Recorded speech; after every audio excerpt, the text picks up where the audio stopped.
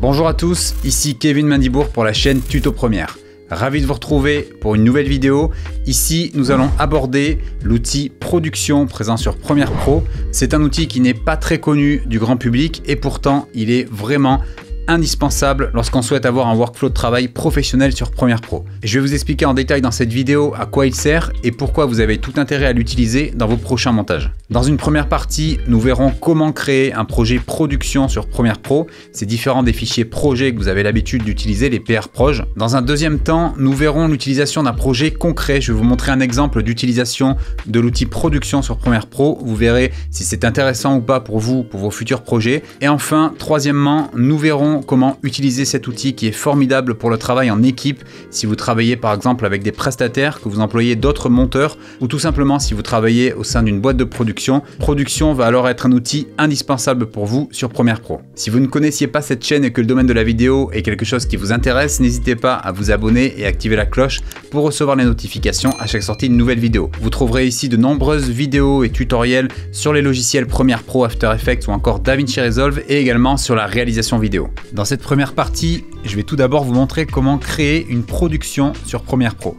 À l'ouverture du logiciel, vous allez cliquer sur Fichier, Nouveau, et puis là vous venez sélectionner Production. À ne pas confondre avec Projet ou Projet d'équipe qui sont sûrement les outils que vous avez l'habitude d'utiliser. Vous devez ensuite choisir un nom de production. Donc là on va marquer par exemple Tutoriel. Vous pouvez choisir la destination en cliquant dessus. Alors je vous conseille de bien ranger vos dossiers, créer si besoin un dossier montage, sélectionner un dossier production, voilà, c'est là où je range tous les productions de Premiere Pro. Là vous voyez ici par exemple j'ai la production tuto Premiere, donc là on va le mettre dans ce dossier, comme ça on sait que c'est là où il y a toutes les productions. Et je fais choisir. Vous cliquez ensuite sur créer.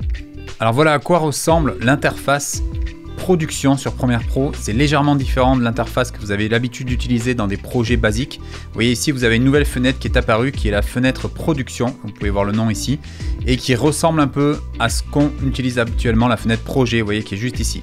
Donc quelle est la différence concrètement avec les projets classiques?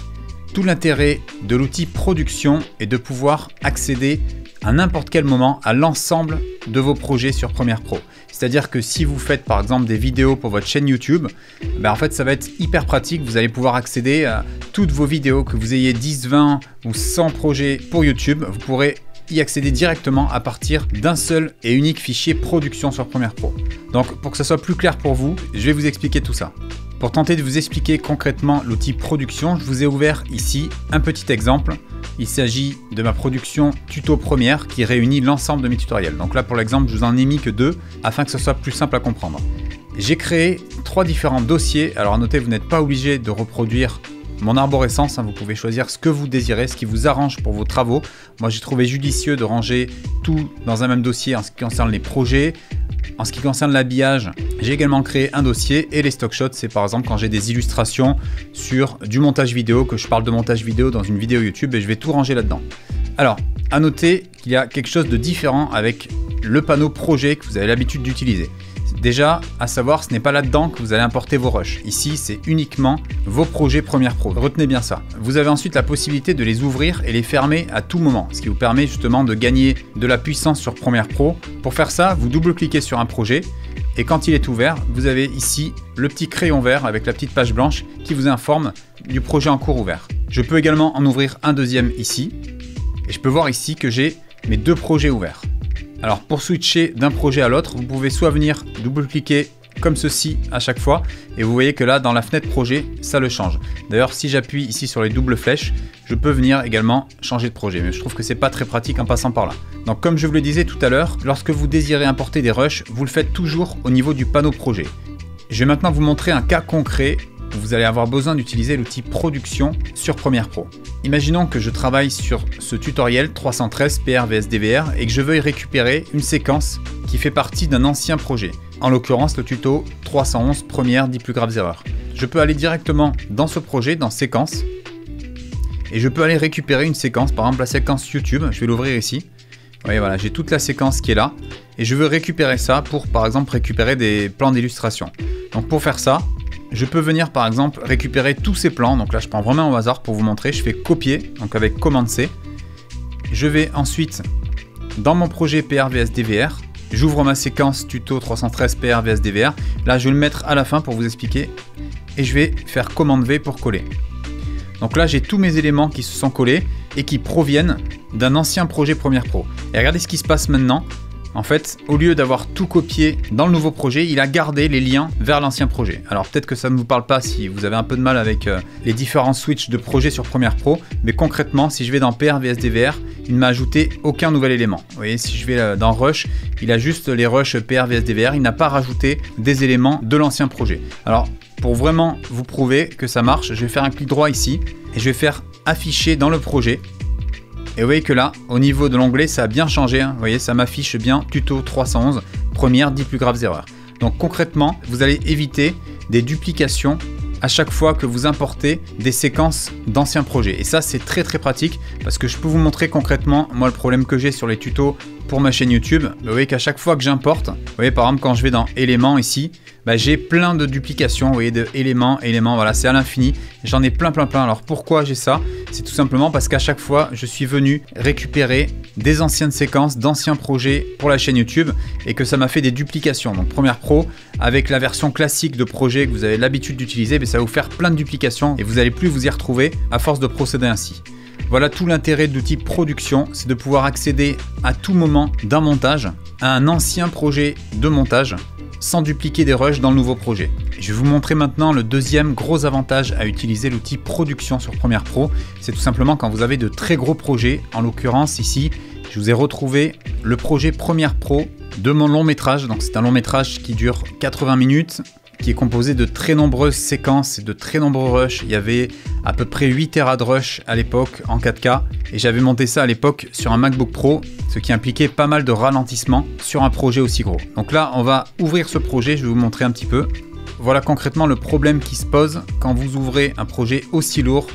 En fait, vous avez énormément de temps de chargement, le temps que Premiere Pro reconnecte tous les médias. On va voir ensemble comment j'aurais pu optimiser ceci en utilisant Production.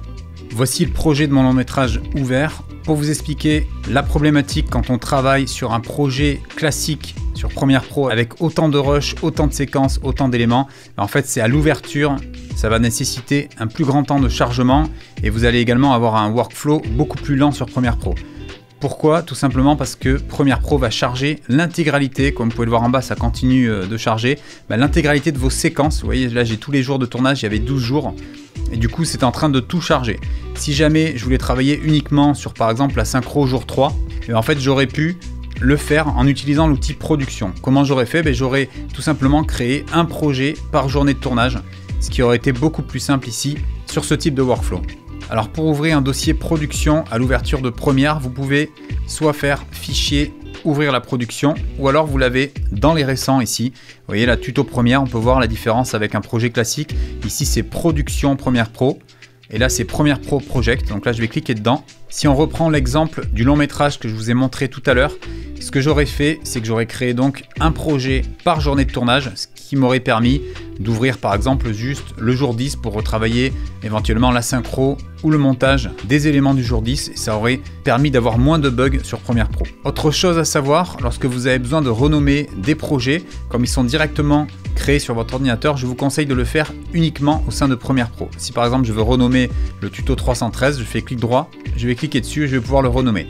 Alors pour vous expliquer concrètement, si je fais un clic droit affiché dans le Finder, voici comment se présente un dossier production. Donc moi je l'ai mis dans production, ici c'est tuto Premiere et vous voyez en fait ce qu'il a fait, c'est qu'il a créé l'arborescence que vous avez mis sur Premiere Pro. Vous voyez, un projet, 2 habillages, 3 stock shots et là vous avez le fameux fichier de production où il y a marqué .prod7, vous connaissez les fichiers .prproj. Quand je vais dans projet, c'est là où j'ai accès justement au prproj, les projets sont rangés là-dedans. Donc si vous avez besoin de renommer ou de supprimer des éléments, ne le faites pas dans le Finder directement, ça pourrait causer des bugs sur Premiere Pro.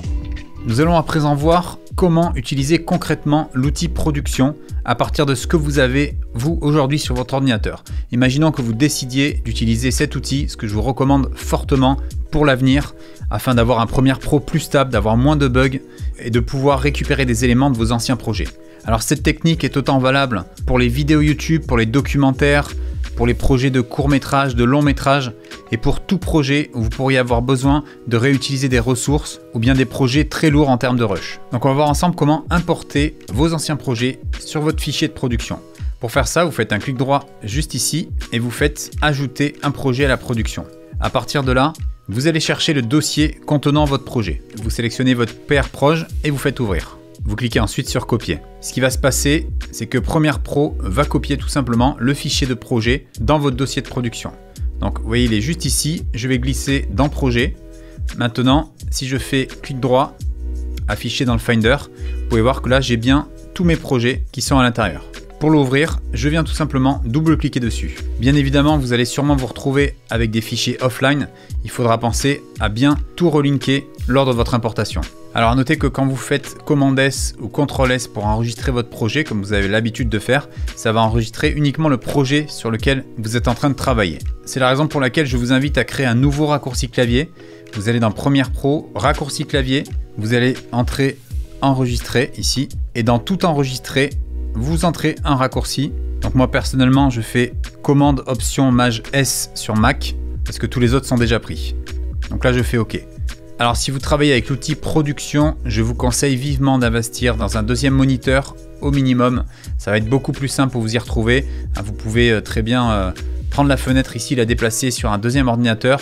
Idem pour la fenêtre projet.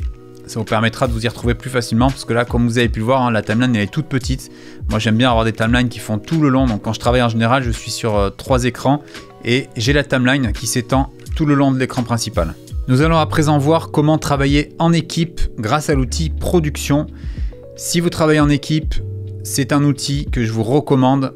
Je vous recommande d'ailleurs de plus utiliser ça que l'outil classique de projet d'équipe. Ça va être beaucoup plus fluide pour votre workflow de travail. À savoir, lorsque vous travaillez en équipe, en simultané, vous devez utiliser un NAS qui est connecté à tous les ordinateurs. Cela vous permettra de partager les fichiers de projet, les fichiers de rush sur plusieurs postes en même temps.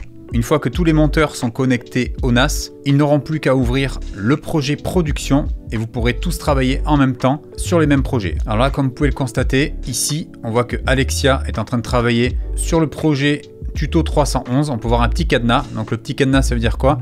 C'est-à-dire que comme elle est en train de travailler sur ce projet, moi je ne peux plus y accéder. Vous voyez, quand je double-clique, j'ai un message qui me dit que je ne peux pas travailler dessus. Vous voyez, si j'essaye par exemple de faire une modification, hop, je ne peux pas. Et j'essaye de déplacer, je ne peux rien faire. Vous pouvez voir le petit cadenas ici.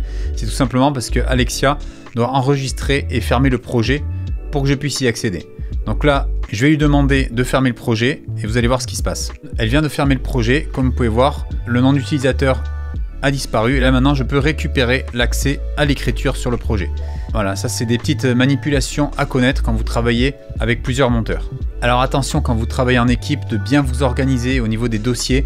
Il faut que vous assurez que tous les éléments vidéo, audio, photo, etc., tous les rushs que vous utilisez qui sont rangés dans le même dossier. Moi, ce que je vous conseille de faire, c'est de tout regrouper ici dans votre dossier source et vous transmettez ce dossier à votre monteur ou votre monteuse, histoire que tout le monde ait les médias pour travailler. Je vais vous montrer maintenant quelques réglages à effectuer si vous travaillez en équipe avec l'outil production. Vous allez dans Premiere Pro, Préférences. Vous allez ensuite dans Collaboration et là vous allez pouvoir déjà vous mettre un nom. Vous voyez, ID utilisateur, j'ai mis mon prénom et mon nom, mais vous pouvez totalement le modifier. Vous pouvez également changer la fréquence des rappels. Lorsque quelqu'un effectue une modification sur un projet, eh bien vous pouvez ici vous mettre des rappels plus souvent si vous préférez, toutes les 30 minutes ou toutes les 1 heure. Si vous avez des messages d'erreur de Premiere Pro, cela peut venir des XMP. Les XMP, ce sont des petits fichiers qui se créent sur votre ordinateur lorsque vous travaillez sur Premiere. Là, ici, par exemple, celui-ci récupère les marques d'éléments. Donc ça vous permet de récupérer les marques lors de l'ouverture du projet sur un autre ordinateur. Donc vous pouvez tout simplement, je dis bien si vous avez des bugs, désactiver ces 2 cases et valider. Autre info utile à savoir, vous voyez là, vous pouvez remarquer ici mon espace de travail qui a une disposition particulière. Alors moi, personnellement, je n'utilise pas cet espace, mais je vous le montre ici parce que je suis obligé d'enregistrer le tutoriel sur un seul écran. Si jamais vous voulez avoir votre espace de travail, le conserver pour ne pas récupérer l'espace de travail d'un autre monteur par exemple, vous allez dans Fenêtre, vous cliquez sur Espace de travail et là vous décochez ici Importer l'espace de travail à partir des projets. Comme j'ai décoché cette option, ça veut dire qu'à chaque fois que je vais ouvrir un nouveau projet, je vais conserver mon espace de travail actuel. Petit rappel, dans le cas d'un travail avec un monteur ou une monteuse à distance, c'est-à-dire que vous n'êtes pas connecté sur le même NAS, vous devez absolument envoyer tout le contenu du dossier, donc non seulement les projets, mais également les habillages, les stock shots, etc., le fichier .prod7. Donc là, vous prenez tout ça et vous l'envoyez par WeTransfer ou via un système de cloud. C'est la seule façon pour le monteur qui va travailler avec vous de pouvoir avoir accès à tous les fichiers. Alors vous voyez l'avantage de travailler en production. Ici maintenant c'est ce que je vais utiliser pour ma chaîne Tuto Première. J'ai tous mes projets qui vont être rangés ici les uns à la suite des autres. Alors que jusqu'à présent, voici comment ça se présentait. Vous voyez, j'ai à chaque fois un dossier par montage. Et du coup, si je veux ouvrir des projets, je suis obligé d'aller dans chaque dossier, de double-cliquer pour l'ouvrir et de relinker tous les médias, etc. Voilà, c'est beaucoup plus simple de travailler avec production. Vous avez tout au même endroit et vous pouvez ouvrir juste avec un simple double-clic le projet dont vous avez besoin. Si cette vidéo vous a plu, n'hésitez pas à mettre un petit pouce bleu. Vous pouvez également vous abonner à la chaîne et activer la cloche pour recevoir les notifications. Je vous rappelle que si vous souhaitez progresser en réalisation vidéo, montage vidéo et effets spéciaux, je propose dans la description 1 heure gratuite de ma formation complète École des vidéastes. Cette formation à la vidéo 100% en ligne vous aidera à progresser en vidéo même si vous débutez totalement à travers plus de 1000 vidéos tutoriels, 100 heures de formation et un mentoring en ligne sur les logiciels Premiere Pro, After Effects ou encore DaVinci Resolve, tout récemment ajouté au catalogue. Rejoignez dès à présent une communauté grandissante de plus de 700 vidéastes passionnés qui progressent ensemble jour après jour au sein de la formation. Je vous dis à très bientôt pour une prochaine vidéo sur la chaîne. D'ici là, n'oubliez pas, restez créatifs.